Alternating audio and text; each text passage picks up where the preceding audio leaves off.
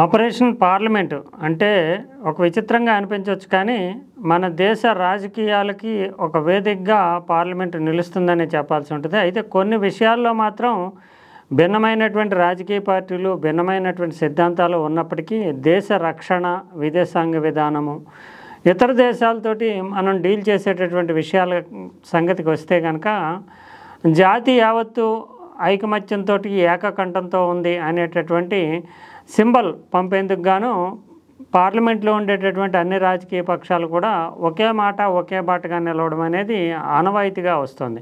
అయితే ఇటీవల కాలంలో రాజకీయాలు సాధారణమైనటువంటి జాతి ప్రయోజనాలు, దేశ ప్రయోజనాలకి అతీతంగా వాటిని అధిగమించే విధంగా మారటంతో ప్రతి విషయాన్ని కూడా రాజకీయం చేయడం అనేది ఎక్కువగా కనిపిస్తుంది. తాజాగా చూస్తే కనుక ఆపరేషన్ పార్లమెంట్ అని ఎందుకంటున్నాం అంటే, ఆపరేషన్ సింధూర్ మీద పార్లమెంట్లో, లోక్సభలో జరిగినటువంటి చర్చను చూస్తే కనుక ఖచ్చితంగా భారతదేశ జాతీయ ప్రయోజనాలు ఇతర దేశాలకు మన దేశం నుంచి అందించేటటువంటి సంకేతాల కంటే కూడా భారతదేశంలో ఉండేటటువంటి రాజకీయ పక్షాల మధ్య ఉండేటటువంటి వైరుధ్యాలు, ఆధిపత్య ధోరణి, ఈ అంశాన్ని సైతము రాజకీయాలకు వినియోగించుకోవాలనేటటువంటి ఒక దురుద్దేశము స్పష్టంగా కనిపిస్తున్నట్లుగానే మనం చెప్పాల్సి ఉంటుంది. పార్లమెంట్లో నిజానికి జాతీయ అంశాల మీద చర్చించడం అనేది, ప్రభుత్వానికి దిశానిర్దేశం చేయడం అనేది, ప్రభుత్వాన్ని జవాబుదారీతనం చేస్తూ నిలదీయడం అనేది ప్రతిపక్షాల బాధ్యత. అయితే కొన్ని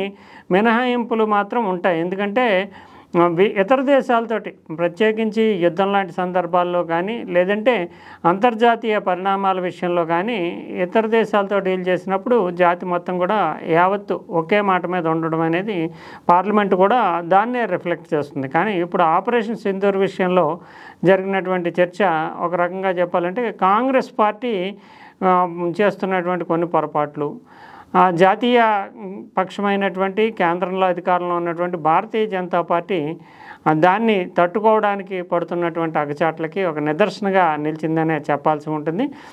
ప్రత్యేకించి ఇటీవల జరిగినటువంటి యుద్ధం అందామా, దాడి అందామా, ఆపరేషన్ సింధూర్లో పాకిస్తాన్లో ఉండేటటువంటి టెర్రరిస్ట్ క్యాంపుల మీద దాడి చేయడము, దాని మీద కొంతమంది అంటే కొన్ని విమానాలని భారతదేశం నష్టపోవడం, ఈ సందర్భంగా అల్టిమేట్గా భారతదేశం పైచేయి సాధించడము, తర్వాత యుద్ధ విరమణ, కాల్పుల విరమణ చేసుకోవడం అనేది జరిగింది.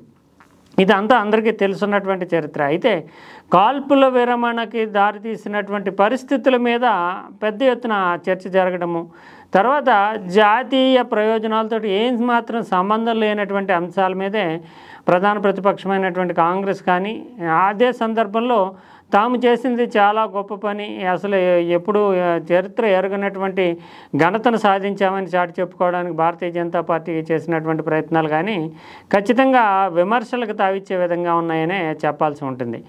ఏ యుద్ధం జరిగినా నష్టం అనేటటువంటిది సర్వసాధారణమైనటువంటి విషయం. అంతేకాకుండా రెండు పెద్ద దేశాల మధ్య యుద్ధం జరుగుతున్నప్పుడు ప్రపంచంలో ఉండేటటువంటి ప్రాబల్యపూరితమైన అంటే ఇన్ఫ్లుయెన్స్డ్ కంట్రీస్ యుద్ధం మానేయండి అని చెప్పి చర్చలు జరపడం కానీ, లేదంటే సలహాలు ఇవ్వడం కానీ సర్వసాధారణంగా జరుగుతూ ఉంటుంది. ఇప్పుడు మన పార్లమెంట్ చర్చించినటువంటి విషయాలు చూస్తే కనుక అమెరికా అధ్యక్షుడు ట్రంప్ జోక్యం చేసుకున్నాడా లేదా, ఆయన చెప్పిన దాని మీద యుద్ధం మానేశారా అనేది ఒక ప్రధాన అంశం అయితే, 5 యుద్ధ విమానాలు కూలిపోయాయా లేదా ఇది చెప్పండి, దీన్ని తేల్చి చెప్పండి, జాతికి సమాధానం చెప్పాలి అనేటటువంటిది మరో ప్రధాన అంశంగా ఈ రెండు అంశాలు, అమెరికా అధ్యక్షుడు జోక్యం చేసుకుని యుద్ధాన్ని విరమింపజేశాడా అనేటటువంటిది ఒకటి, యుద్ధ విమానాలు కూలిపోయా లేదా అనేది ఒకటి. ఈ రెండు అంశాలతోటి రాజకీయాన్ని నడపాలనుకుంటూ ప్రధాన ప్రతిపక్షమైనటువంటి కాంగ్రెస్ ప్రయత్నం చేయడము, అసలు తుదముట్టించేసాం పాకిస్తాన్ని, ఇంకేముంది మేము ఎక్కడి దాకన్నా వెళ్తాము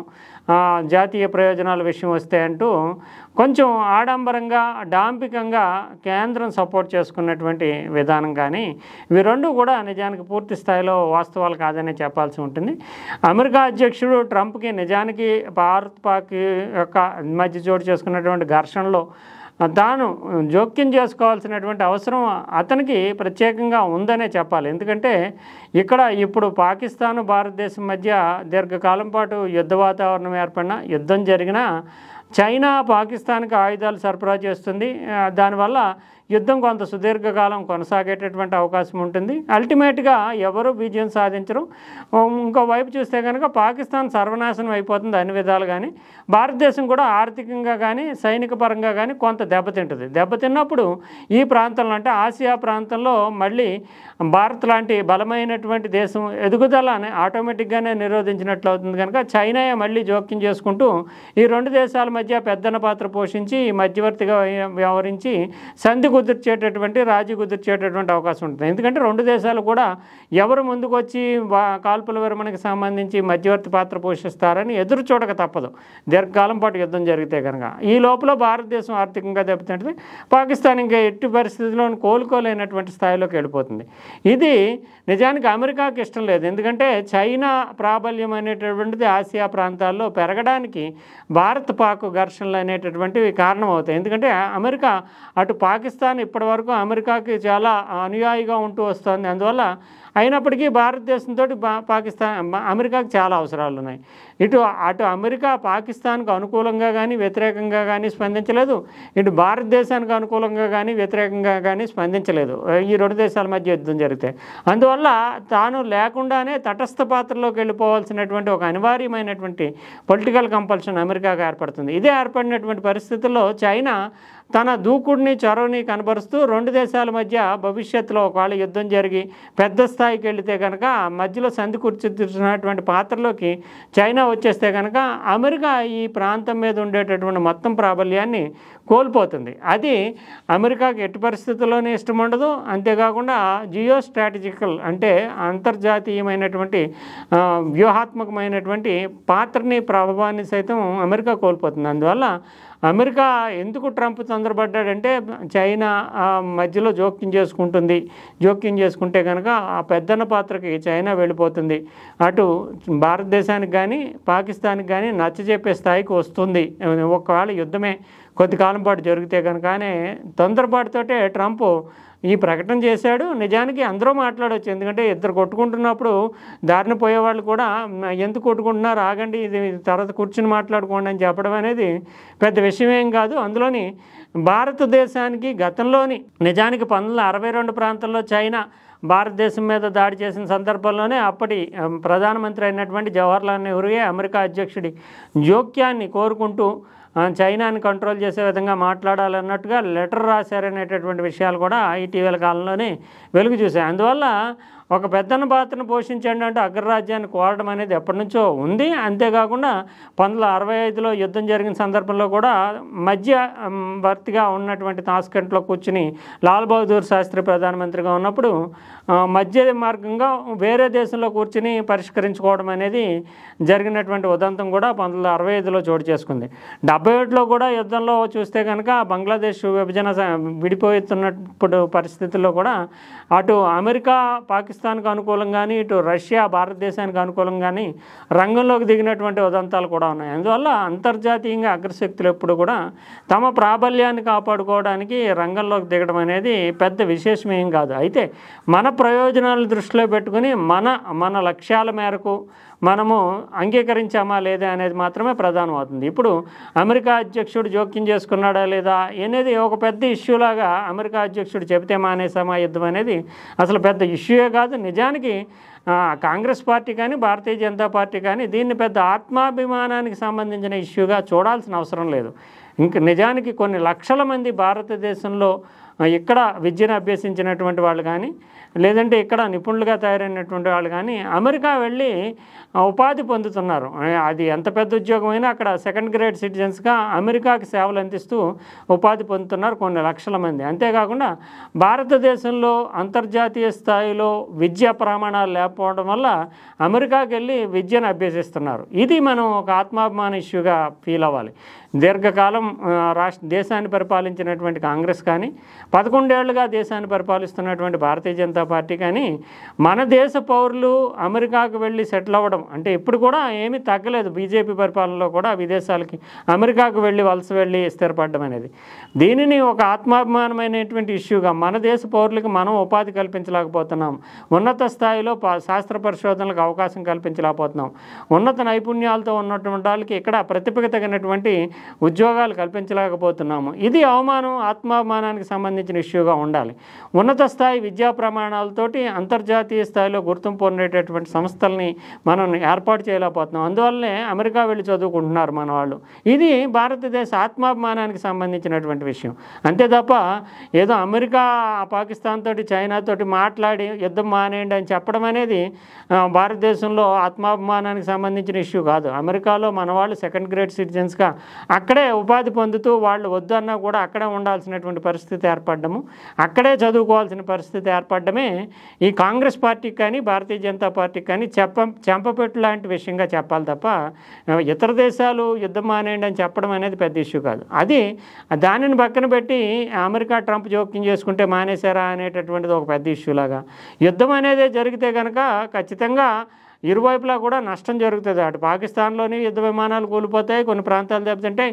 పాకిస్తాన్ ఏమీ చేతులు ముడుచుకుని ఏం కూర్చోదు. భారతదేశం యుద్ధానికి వచ్చి దాడి చేస్తే కనుక వాళ్ళు కూడా ప్రతిఘటిస్తారు. కనుక కొన్ని విమానాలను, కొంత సైన్యాన్ని నష్టపోవడం అనేది భారతదేశానికి కూడా తప్పదు. అందువల్ల పాకిస్తాన్లో యుద్ధ విమానాలు కూలిపోయాయా లేదా చెప్పండి అంటే ఖచ్చితంగా యుద్ధం జరిగినప్పుడు విమానాలు కూలిపోవడం అనేది అందులో భాగంగానే ఉంటుంది. అందువల్ల దీనిని కూడా ఒక పొలిటికల్ ఇష్యూగా చేస్తూ దీని ద్వారా కేంద్రాన్ని ఇరుకుని పెట్టాలనేటటువంటి ఒక కొంచెం పొరపాటు అంచనాలతోటి కాంగ్రెస్ పొలిటికల్గా దాడి చేయడము, అసలు మొత్తం పాకిస్తాన్ మొత్తాన్ని కొట్టేసాము ఇంకేముంది అందువల్లే మేము మానేసాము యుద్ధం అనేటటువంటి ధోరణిలోకి ఇప్పుడు అమెరికా అనేటటువంటి దాని పాత్ర లేదని చెప్పి కేంద్రం తప్పించుకునే ధోరణిలో చేయడం. కానీ ఇది ఖచ్చితంగా కేంద్రము ఒకవైపు అమెరికా మాట్లాడడమే తప్పు అని అంగీకరించినట్టుగా అవుతుంది. ఇంకోవైపు కాంగ్రెస్ పార్టీ కూడా యుద్ధ విమానాలు కూలిపోతే అదేదో పెద్ద దేశానికి సంబంధించినటువంటి చాలా అంటే దేశ రాజకీయ నాయకత్వం తప్పు చేసినట్లుగా చూపించాలనేటటువంటి ప్రయత్నం. కానీ ఇరుపక్షాలు భంగపాటుకి గురి అవుతున్నాయి. అంతేకాకుండా దీని ద్వారా ఈ దేశంలో ఉండేటటువంటి యుద్ధం లాంటి విషయాల్లో కూడా ఐకమత్యాన్ని కనబరచలేకపోతున్నాయి అనేటటువంటి సంకేతాలని పంపినట్లుగా అవుతుంది. ఇప్పుడు నిజానికి అటు బీజేపీని కానీ ఇటు కాంగ్రెస్ పార్టీని కానీ ఇరుకును పెట్టేటటువంటి విధంగా ఒక చిన్న పార్టీ అయినటువంటి ఎంఐఎం, అసదుద్దీన్ ఓవైసీ పార్టీ ఒక్క ఎంపీతో కూడినటువంటి పార్టీ. అసదుద్దీన్ ఓవైసీ ఇదే సందర్భంలో మాట్లాడుతూ జాతీయ ప్రయోజనాలు విదేశాంగ విధానానికి వచ్చినప్పుడు రాజకీయాలను పక్కన పెట్టండి అంటూ ఆయన పార్లమెంట్లో ఒక సూచన చేశారు. నిజానికి ఇది అటు కాంగ్రెస్ పార్టీ కానీ ఇటు భారతీయ జనతా పార్టీ కానీ చేసినటువంటి ఒక మార్గదర్శక సూత్రంగా చెప్పాలి. ఖచ్చితంగా ఈ యుద్ధం లాంటి విషయాలు వచ్చినప్పుడు కానీ విదేశాంగ విధానాల విషయం వచ్చినప్పుడు కానీ భారతదేశంలో ఉండేటటువంటి అన్ని పార్టీలు కూడా సంకుచితమైనటువంటి పొలిటికల్ మైలేజ్, ఓటు బ్యాంక్ పాలిటిక్స్ని పక్కన పెట్టి ఖచ్చితంగా విదేశాంగ విధానం విషయంలో గడిచినటువంటి 75 సంవత్సరాలుగా ఏదైతే పాటిస్తున్నారో దాన్నే పాటించాల్సి ఉంటుంది. ఇక పాకిస్తాన్, చైనాలతోటి అనుసరించేటటువంటి యుద్ధనీతి కానీ ఇతరత్ర విషయాల్లో కానీ కాంగ్రెస్ పార్టీ అయినా బీజేపీ పార్టీ అయినా ఒకే విధానాన్ని అనుసరించాల్సి ఉంటుంది.